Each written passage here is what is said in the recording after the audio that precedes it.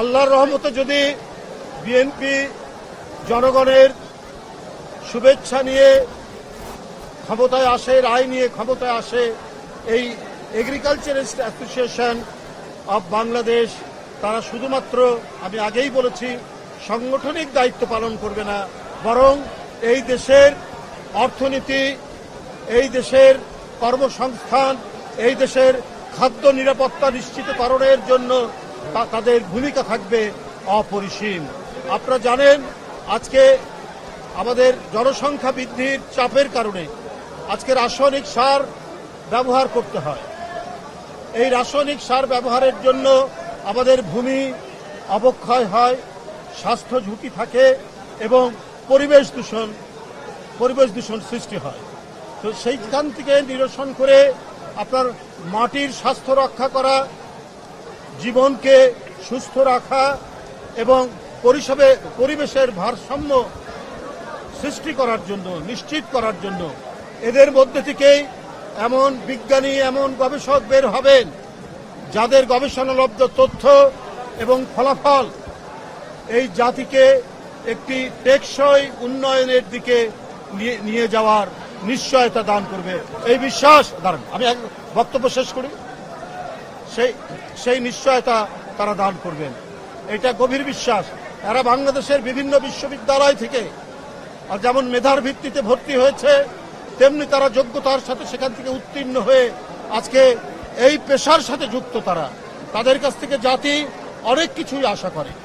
তাদের কাছ থেকে এই জাতি যেমন সুস্বাস্থ্য রক্ষার প্রত্যাশা করে, তেমনি আমাদের এই দেশকে অগ্রগতির দিকে নিয়ে যাওয়ার যে পথ, সে পথও বাতলাবে এই এগ্রিকালচারিস্ট অ্যাসোসিয়েশন।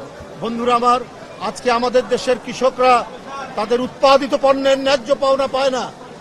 তারা যে উৎপাদন করে, একবারে গ্রোয়ার, যেখানে কৃষি উৎপাদন হয় সেখান থেকে কাছাকাছি মার্কেট, আপনারা যেমন ধরুন মোকামতলা মার্কেট, বগুড়ার মোকামতলায়, সেইখানে একটি বেগুনের কেজি 27 টাকা থেকে 40 টাকা এবং একটি সিমের কেজি 35 থেকে 40 টাকা। ওইটা যখন ঢাকায় আসে 4 গুণ 5 গুণ দাম বেড়ে যায়। এই যে আপনার ঘন ঘন হাত বদল, এই যে আপনার বিভিন্ন দুর্নীতি, চাঁদাবাজি এর মধ্যে যুক্ত থাকে বলেই এই যে 4 থেকে 5 গুণ দাম ঢাকায় কিনতে হয় অথবা কোনো বড় শহরে যেতে হয়। এগুলোর বিষয়ে কি করা যায়, কিভাবে এটা নিরসন করা যায়? উৎপাদিত কৃষককে তার উপযুক্ত দাম দিয়ে জনগণ যাতে কম দামে কৃষি পণ্য কিনতে পারে, সেই ব্যবস্থাও তাদেরকে করতে হবে, সেই দিকেও তাদেরকে দিক নির্দেশনা দিতে হবে। বন্ধুরা, আপনারা জানেন, আমাদের নেতা জনাব তারেক রহমান, বিএনপির ভারপ্রাপ্ত চেয়ারম্যান, 17 বছর পর তিনি একটি গণমাধ্যমে, আন্তর্জাতিক গণমাধ্যমে তিনি বক্তব্য রেখেছেন। তার বক্তব্য এমন, যেখানে কোনো পার্টিজান নেই, যেখানে কোনো দলীয়করণ নেই।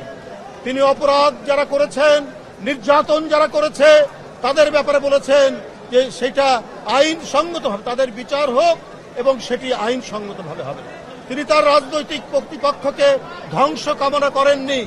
তার বক্তব্যের সারাটা জুড়ে আমরা বিশ্লেষণ করলে দেখব সেখানে শুধু ঐক্যের সুর রয়েছে।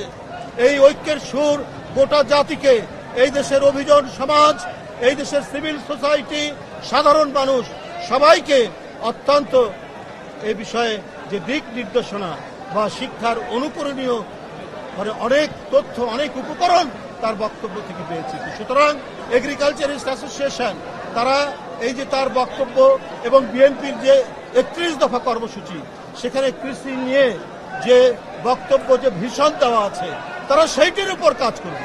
সেইটির উপর কাজ করে এমন একটি পলিসি নির্ধারণ করবে, নীতিমালা নির্ধারণ করবে, যাতে এই দেশের কৃষক সমাজ, এই দেশের কৃষি গবেষক, বিজ্ঞানী থেকে শুরু করে সর্বোপরি জনগণ উপকৃত হয়, জনগণ লাভবান হয়।